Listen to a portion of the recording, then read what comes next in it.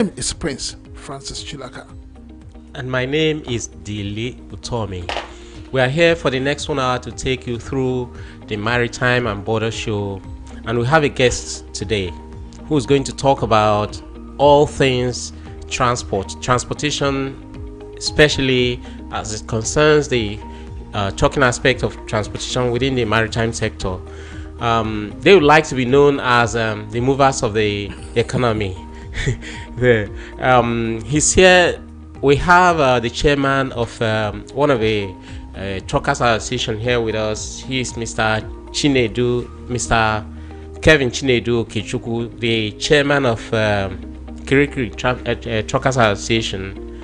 He's here to walk us through his experience as a trucker, to tell us about the contribution of his members and truckers to the Nigerian economy, and what he thinks about how we get to the El Dorado in terms of making the maritime sector to realize its potentials and taking Nigeria higher economically. All right, before we get started with our guest, we just want to give you a little rundown as to what happened through the week. I hear that the Controller General of Customs was at Kirikiri Lighter Command. I think it was on Wednesday or Thursday, to see the command and to listen to those who work there and those who utilize the command, and to find out how he can improve the working standard of that command. I am hopeful that the yearnings of especially the terminal owners who are patronizing the Kirikiri Light Terminal would end up getting a lease of life. I believe and I hope that the CG would hear their yearnings and ensure that that command is treated as a command and not just as a terminal, because it's really affecting it in terms of, moving boxes via Transaya from Apapa, from Tinkan, and from Lekki. But I hope that this visit will usher in a new lease of life for KLT. Yeah, Francis, you're quite right. The CG has been around for quite some time now, over the past 1 week, and he's doing a whole lot of things. I was at a place where they commissioned a renovated school, the Christ Assembly School at Lodi Apapa, Razaki Street. The school was given a facelift by the Tinkan Island Port Command of Nigerian Customs Service. So the CG was around to commission it. And a whole lot, like you said, is listening to the customs area controllers of the various commands within Lagos, within the Southwest Zone. And he's still in town. The official visit continues tomorrow, where he will meet with stakeholders. And we continue to hope that positive things continue to come out from the maritime sector. Is the essence of this show. Bring out the places, bring people to talk about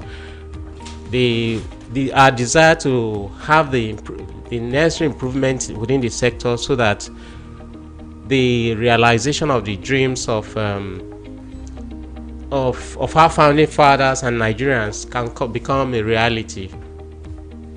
All right.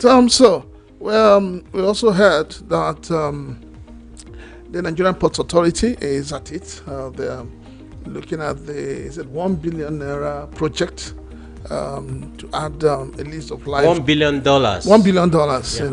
Yeah. So we believe that everybody is working. Everybody is trying to do something within the maritime industry to showcase themselves. But as we know, we have a big issue, and that's the question NIMASA itself, because we find it very awkward that in this time of Nigeria, we have no shipping line, not one vessel that can be said that is a national shipping line, and it is really, really disheartening.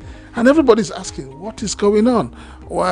If for NIMASA changed its name from National Nigeria Maritime Authority, I believe, to NEMASA, and we're expecting that the change of name would bring in more things on the table. But looking at it, how many years down the line, Nigeria doesn't have a shipping line, and yet we're talking about an economy that is sitting, or a sector that is sitting on a 7 trillion naira. I mean, that is not a joke. It's a lot of money. And so we're asking the NEMASA, we're asking people in the industry, what is really going on? Why is NEMASA not living up to expectation? Why are people not getting facilities to be able to, own ships and run their own shipping lines? We had 2 shipping lines. There was a time we had shipping line in Nigeria, Nigeria, yes, and then the thing just went dead. So what is going on? Why is everybody keeping quiet? All the funds that are being gathered, what is happening to it? Why are there no disbursements? Why are people not showing interest? Why are banks not willing to finance, people who want to go into the shipping industry?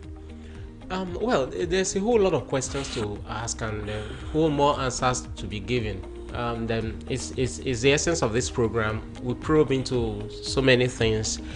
Yes, the Nigerian Ports Authority has launched an ambitious $1 billion ports improvement project for the Lagos ports, the Western ports, the Eastern ports, about 5 of the ports, the major ports that we have in the country, to bring them to speed to the international standard, so to say, so that we have more shipping activities and more activities, economic activities within those areas.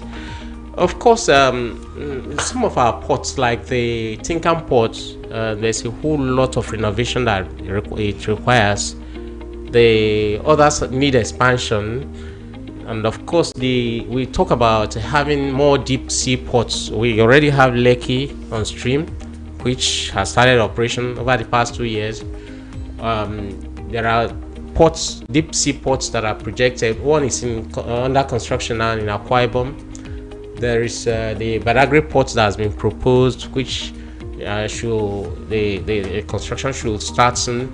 And these are places where they are telling us that they want to spend the $1 billion on, so that the facilities can be improved and activities, economic activities, set off in those places. And I hope that the intentions we hope that the funds that are being proposed for this initiative will not go down the drain. Just like we hear that our refineries are moribund and have to be after many years of turnaround maintenance. But recently this same administration spent several billions in dollars, and then came out and told us, oh, they are working, and then suddenly we're hearing that they want to be sold as scrap. So I hope that we're not just going to have the same system, with the Nigerian Ports Authority. I am calling out on NEMASA to come and explain to us why Nigeria, as of today, do not have a shipping line. It is really, really shameful. It is really sad with all the investment that has gone into it. So these are things we're going to look at, and we're not going to hold back. We're going to put people on the to question. We're going to interrogate people. We're going to interrogate Nigerians, especially those who have been given opportunity for them to know. While we're on it, the phone lines will soon be opened. After which we'll introduce our guests. If you want to reach us, you can reach us on 091-2666-9908. 091-2666-9908. You can also reach us on 0700-903-903-903. Yeah. Francis, you talked about the NEMASA's Cabotage Vehicle Finance Fund, the CVFF, which has a 2% of their incomes dedicated to a certain account for the improvement, for the acquisition and the improvement of the shipping as far as indigenous shipping owners, players in the shipping sector is concerned. Money meant for them to acquire their own vessels and then increase economic activities within that sector. And over the years, there's been a whole lot of hues and cries about the disbursement of this fund, and it has not come to reality. You also expressed fears about maybe something happening to the fund, but as at a few months ago, my interaction with some stakeholders within the industry, they are sure that the money is still intact, but you may never know in Nigeria. Well, we keep hoping that things are done rightly, and then it turns out the way we desire it to be, a working country, a working entity all over the place, and in the right direction. I hope it turns out right for us. All right, so let's formally welcome our guest for today, Mr. Kevin Chinedu Okechukwu. He is the CEO of Nedu Logistics Limited and the chairman of Kirikiri Truckers Association. Good afternoon and welcome, sir. Thank you, Mr. Francis. And thank you, Dele. All right, we're going to go straight to serious business. I'm more fascinated with the fact that you are the chairman of Kirikiri Truckers Association. I mean, very powerful group. And the first thing I want to ask is, how come, what role did your group play in ensuring that there was no movement between Mile 2 and Apapa? It was like hell. People couldn't access that area for years, and everybody kept blaming the truckers. Why did you and your group do such a thing? Mr. Francis, we are actually the victim. we didn't play any role. We're actually the victim now. It suffered us. We suffered for almost 3 years because there's no activity. Even we can't even traverse the Kirikiri with our cars or with our even bike at that time. So we suffered it. But when you say you suffered it, I need to understand, how did you suffer? Because it is your people who were blocking the express. No, we want to go and do business in the ports. That's exactly what we want to do. But there's no road. The road was so bad that time. The road was impassable. Our trucks were falling on the road because the roads were so bad. You witness it now. Thank God that Dangote came to our rescue because Dangote did that road. And after Dangote repaired the road, everything cleared. Lagos State government and the custom and the police, they were just making noise. There were people that cleared the road. It's a lie. It's Dangote that cleared the road. No, please. I like to hear more about that because I know that at a point in time, the former controller of Tinkan, and now the ACG Nadi claimed that he was, the one who ensured that you guys did the right thing. Don't mind them now. They are government officials now. That's what they will tell you. If they say they cleared the road, let's go and destroy the road again and see if the worst will not happen. The road was bad. The road was impassable. You can't go in, you can't go out. So there will be, it's natural now. Go and destroy this Oshodi road now, you will see traffic everywhere. In the next 5 minutes, traffic will build up. So that's exactly what happened. Apapa road was impassable. You witness it. Every person witnessed it. So it was not truckers' fault. It was not the fault of any person. It was the fault of infrastructure. Okay. When the infrastructure is so bad, there's nothing any person can do. Okay, but what part did the MPA play? Because we talk about MPA now have what they call the Eto software platform that directs how the truckers move their trucks and everything. How I learned it played a revolutionary role in clearing the road. It did not play any role. Don't mind them. They are just making money and they are just hyping their fat cow that give them a lot. Now, when you say making money, the money they are making, does it go to personal pocket or does it go to the federal government? So we know who to blame. Most of the money go to private pocket too. If they make any money to government, I don't think they make any money to government. Honestly, I don't get. Most of the money they collect from us go to the private pocket. How do you pay for services that is being provided by the federal government and it goes to the private pocket? Yes. The owner of the company is a private businessman. Yeah, the contractor to yes, MPA, TTP. MPA gave contract to TTP. TTP is the one making the money, and the park owners are the ones making the money.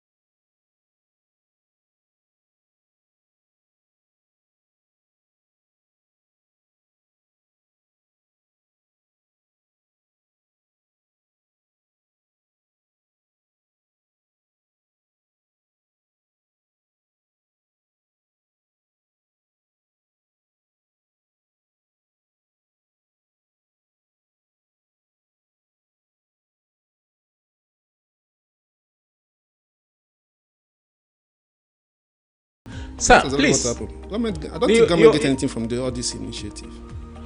These monies, are they receipted? You pay into the account of the Yes. of TTP, TTP, that's yes, Truck yes. Transit Parks Limited, Yes. and they give you a receipt. No. It's electronic payment. Okay, it's electronic So payment. you don't get receipt. So but, you are documented. telling us that you're sure that this money is paid into their account and then they remit very little to government. I do not understand that. They have a sharing model. When they are giving the contract, they agreed on a sharing formula. So they go with the formula. Okay, so Sir, you guys pride yourselves as a movers of the economy, the Nigerian economy.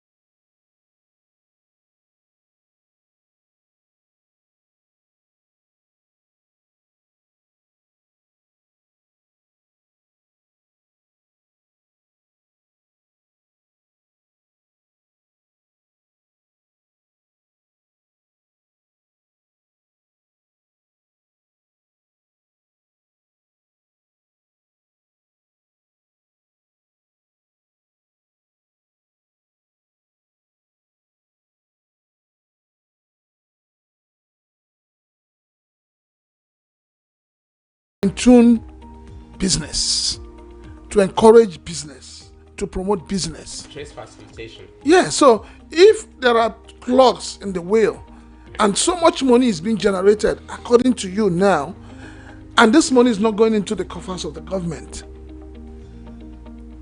who do we hold responsible? I would say you should hold the government responsible, because government was the subsequent Nigerian government, even this present one, they're so lax on their workers. They allow the workers to do whatever they want to do and go scot-free. In private sectors, it's not like that. If you run this radio station, if you're a worker mess up, the next day you fire him. Have you ever heard that they fired any government official before? They hardly fired their government, I guess the government law officials. protects them. So because of that, most of the money we in business spend goes to private purse. It doesn't go enter government. So Even how- in taxing in everywhere. So Even how in do you custom. think it can be caught? Because I know. Okay, let me even bring it down to your drivers. On the road, they always claim that they have been harassed either by local government officials, by area boys. What are you doing? What is your association doing to curb this menace? Because this adds to the cost of doing Yeah, business. it adds to the cost. And it's transferred to the final We have been doing a cost. lot now. Last year, we nearly went on a strike because of this harassment by non-state actors. At the end of the day, Lagos state government intervened, and we were able to have a little bit sanity. Most of the boys on the road harassing our people have gone.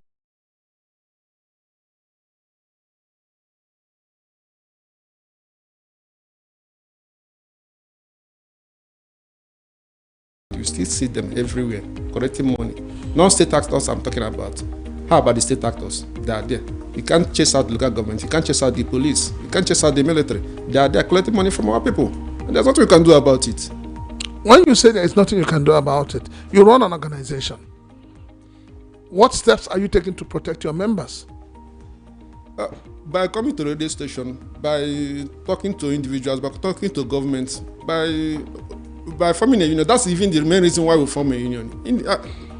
Honestly, I'm a private businessman. I'm supposed to be doing my business only me privately. But we need to have an association so that we can speak in one voice. That's why we have the union. And we have been trying, and we have been talking, we have been speaking out, and it has been helping a little. But especially when it comes to non-state actors. But when it comes to state actors, there's nothing much you can do.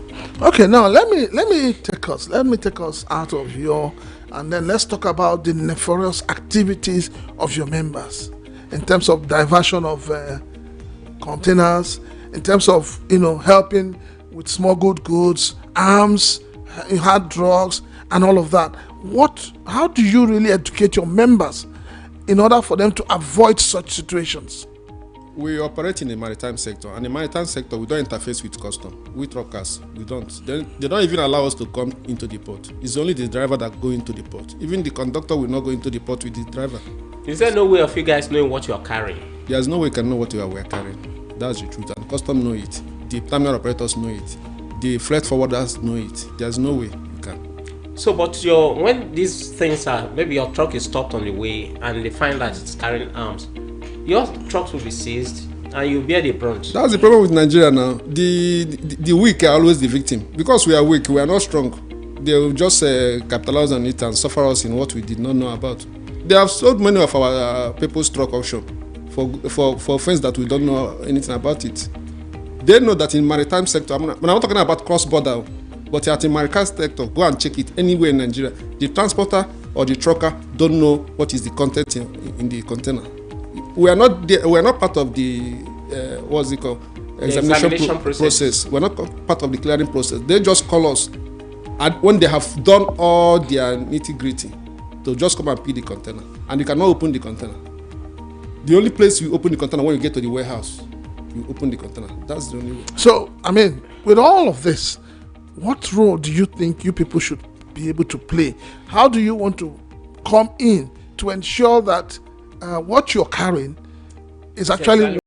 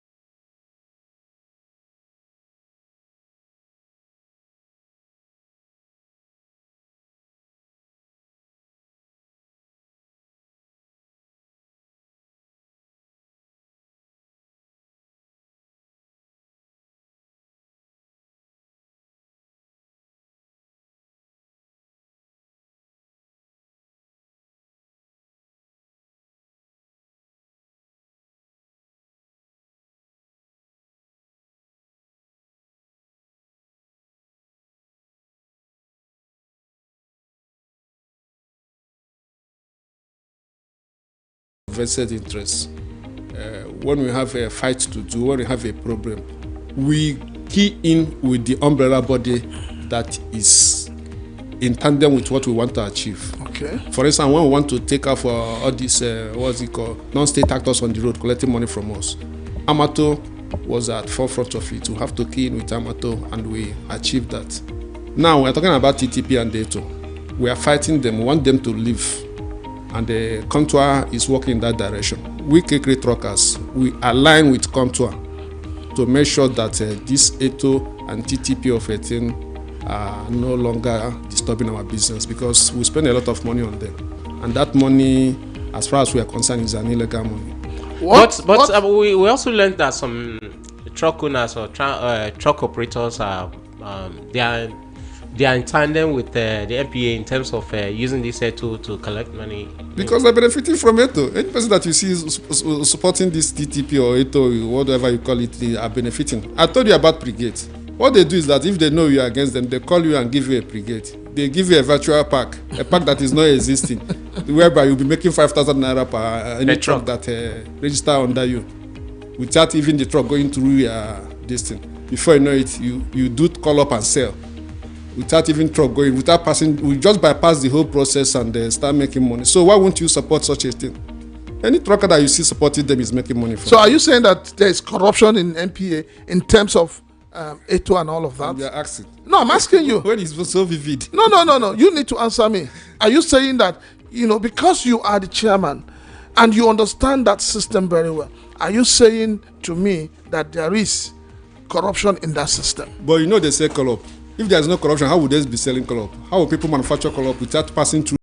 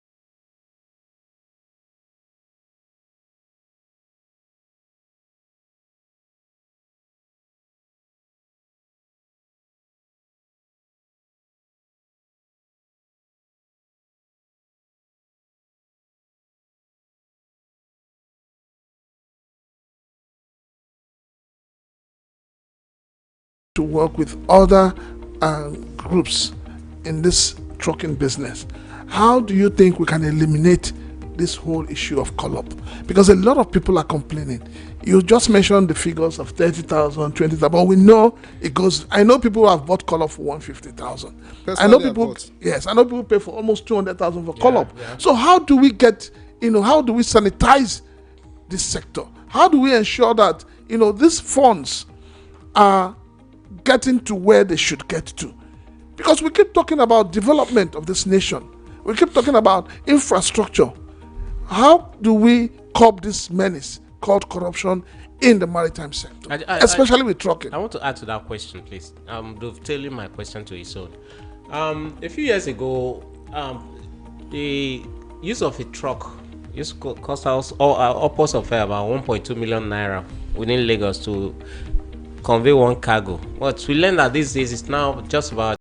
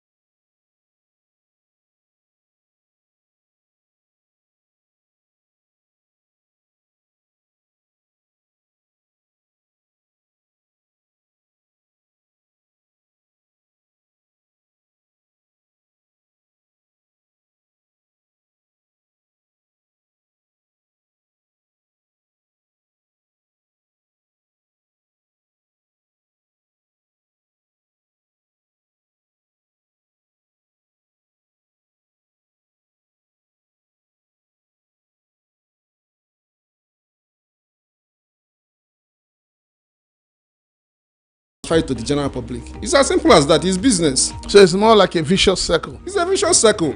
You pay for it at the end of the day. We Nigerians pay for it at the end of the day. All right. So you haven't answered the question I asked. How do you get to arrest or punish your members who we hear end up flying containers? Yeah. How do you even identify them? We don't fly containers. The freight forwarders that fly container, but they use our vehicle. That's the truth. So there's no way we can punish our members for the offense he did not commit. That's the truth. I have a friend and a colleague also. They use 3 of his containers to fly 3 of his trucks to fly containers. And please, by flying containers, educate the public what that means. Illegally taking out the containers from the port to the destination without paying the necessary costs. Yeah, flying containers simply means bringing out containers without paying the necessary into the government, to the terminal operators and shipping company. That is more like stealing. Stealing. They know how to do it. Yeah, but you cannot fly a container without corroboration of custom and MPA. Yeah. That's the truth. And all those law enforcement agents in the port. Container is not a sweet that you put in your pocket and take away. And there's no way you can go to port with a trailer without people seeing you. A trailer is not what you can hide and sneak in. It's not possible. So the MPA, the custom, and all the law enforcement agents corroborated for it to be possible. In fact, the only victim there is the transporter, because the transporter doesn't know the plan they had in stock. He's just an innocent person that went to go and make small money for his family. They use his truck to fly the container. So we are the victim in this flying of a container. This thing, we are the only victim. The freight forwarder is aware. The importer will be aware.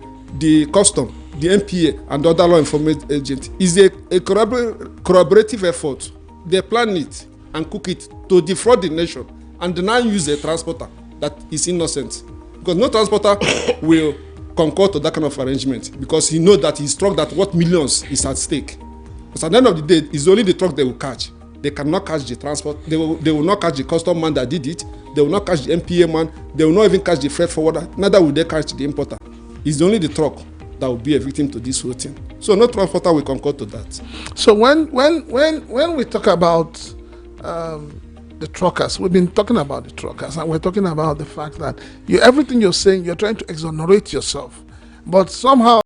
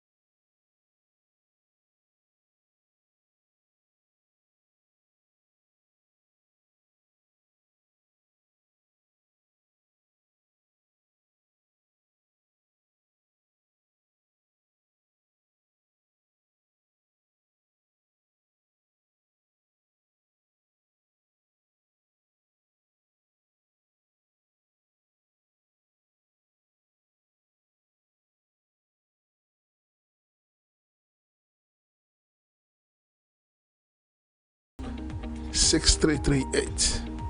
This is Maritime and Border Show on 90.3 FM VOP, Voice of the People. So, sir, let's try and smile with you a little bit. I can see you're really smiling now, but hold on. Hello. Hello, good afternoon.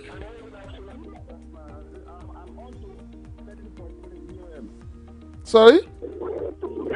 How to VOP? Yes, this is VOP 90.3. This is the Maritime and I Border want to Show. ask your guest on issue of this maritime truck forwarder. Please, what's your name? The number, Your name, please. my name is Mr. Mike. Where are you calling from, sir? I'm calling from Ikorodu. All right, sir. Go ahead, sir. The issue of this demurrage, is there no stipulated amount? Because if your consignment, for example, is taken to federal operations, and you know definitely it is not one day job, at federal operations they could last 3 to 5 days, at times week or 2 weeks. So I think that should be standard amount charging for any truck that gets to federal operation, or some areas or some government areas or some when they are delayed. Because the things these guys do, we don't even understand if their boss who owns the vehicle knows.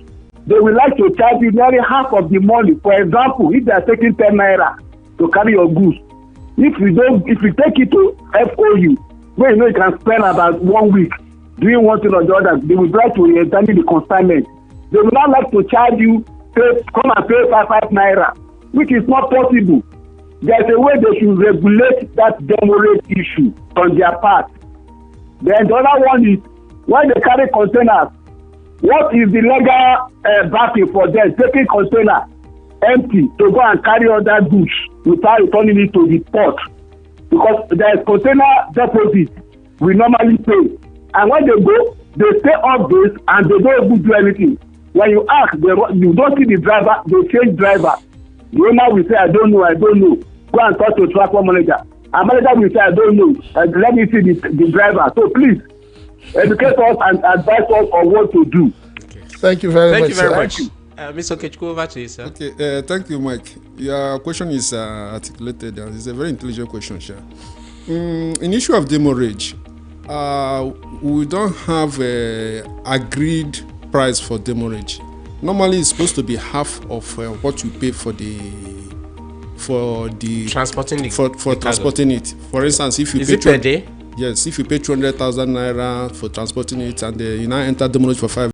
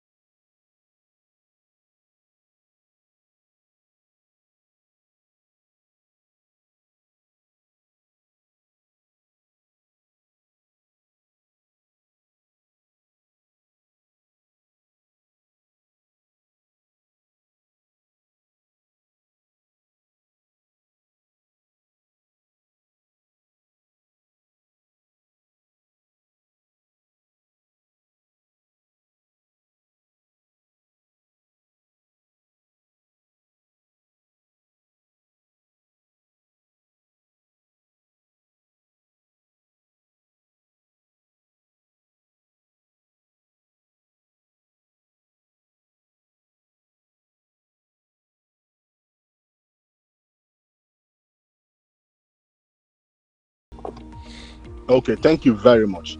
I want to comment as regards maritime transport, especially towards this electronic call-up. Okay, sir. Hello? Go ahead. Go on ahead. You are listening. Okay, the issue of electronic call-up has been a subject of serious debate. You know, what is happening in the industry, let me clarify you. Our guy is there. What is happening in the industry is a syndicated criminality that is happening. What do I mean by that? In 2021, we were having these complex issues, right from 2018, 2019. The road was bad, that we are little terminals to drop empty containers. When a consignment has been delivered, you return the empty to the terminals, to the holding base. But at that time, the road was extremely bad and little availability of terminals. Now, MPA ab initio was running a manual call-up, which we were paying at least 5,000 naira. It was an illegal money. Listen, it was an illegal money. They were hushing it up. Now, from that 5,000 naira, they introduced this electronic call-up. which it was never advertised, it was never published anywhere. And the Nigerian Port Authority signed a contract with a third-party company called TTP. Can you hear me? We're listening. Go on ahead. Good. Now, they signed that contract to a tune of over 1.6 billion naira. Over 1.6 billion naira without us being in the picture. Now, after signing the contract, we were now compelled to use the services provided by cronies of the Nigerian Port Authority. What do I mean by the services provided by them? They approve their parks and brigades. They approve their garages, same garages that we have. And they compel us to access their garage. Sir, I have my garage of which I pay over 1 million naira yearly. And NPA will still compel me to enter my neighbor's garage because they have an underhand arrangement with my neighbor. An underhand envelope has been passed. And they compel me to make use of that person's garage. This is what has been happening for close to 5 years. How could NPA sign a contract with a third-party company to a tune of over 1.6 billion naira? I will provide you with the necessary documents if you need them. I need them. And today they are compelling us. They are compelling us to pay. All trucks you see operating within APMT, CICT, and other terminals are mandated to pay this call-up money. Let me inform you, sir. There is nowhere in the law that these monies are mandatory. There is not in the law. Even in NPA Act, NPA can sublet its job to a third-party company. But what they do not have the right is to label any money for anybody to pay. Sir, we renew our truck vehicle. We do our documents and all the necessary mandatory requirements by law. But NPA has turned itself into law and order by compelling us to make this payment.